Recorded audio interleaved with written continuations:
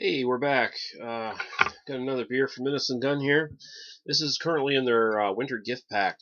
The winter gift pack has this winter treacle porter and regular Innis Gunn this year. So, but this is the Innis Gunn Highland Cask, 2012 edition. They've been making this for a few years now. I like the one from 2010, I believe, and the 2011 one I gave a 3.5 out of 5. Didn't like it as much. There was something wrong with it. It was unbalanced. At least I found it was. So we're going to try it again this year and see if they've improved any. I think 69 days was the same maturation period they had before. The special bottling was matured in oak barrels, previously used in mature 18-year-old single malt Scotch whisky from the Highlands. And 7.1% alcohol by volume. So I think it's all pretty much the same thing as last year's.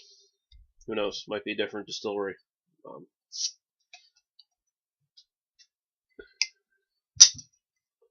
So we will see.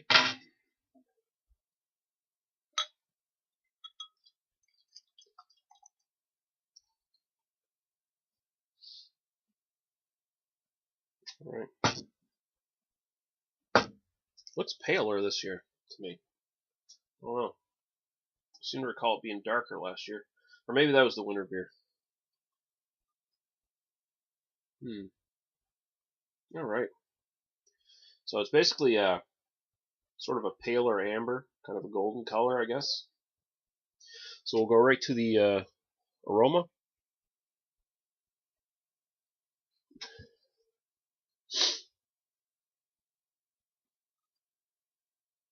Lots of vanilla.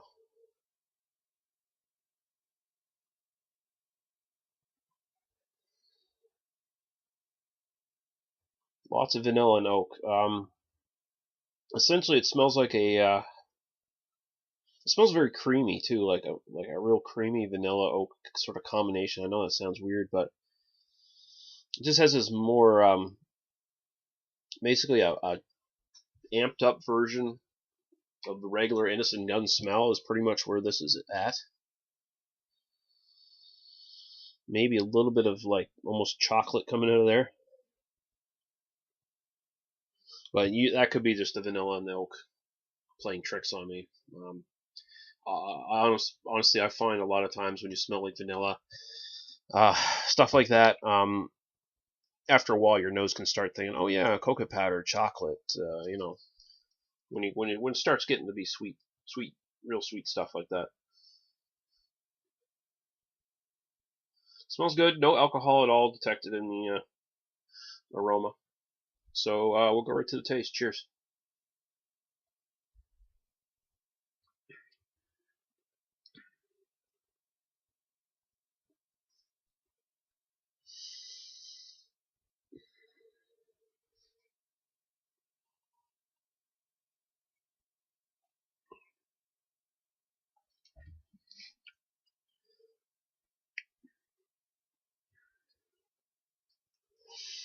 This seems more balanced than last year's. Definitely. Last year's, I think my problem was that the malt just sort of totally disappeared, and all it was left was the oak, and it got a bit too dry. Here I'm still getting a lot of malt right up front, caramelly, toffee, teeny little bit of almost like spiciness there, and then it just dries out really nice, like not as an intense vanilla taste as in the actual aroma this time. There's just a little bit of vanilla in the end. A nice big bunch of oak finishes up, but it's kind of soft at the same time, lingers on.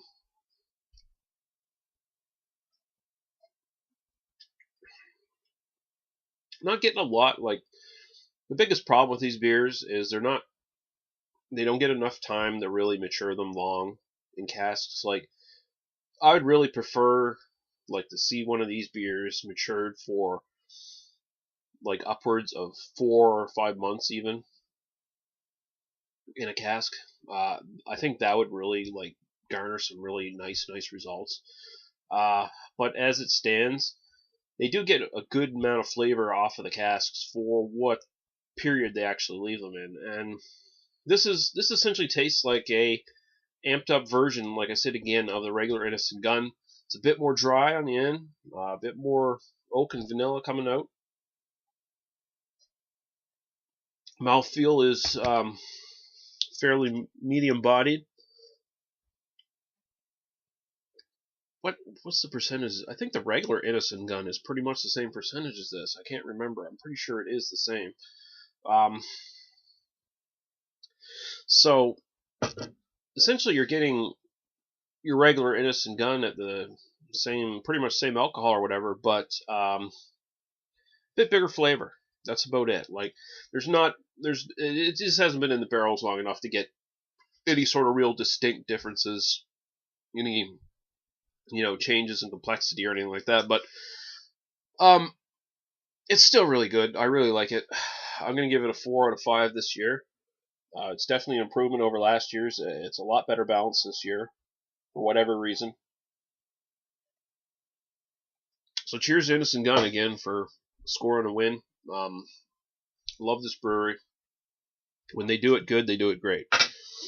So we're going to be back. Next beer we're going to be doing is their Winter Treacle Porter.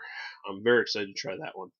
And we will see you guys in that video sooner or later.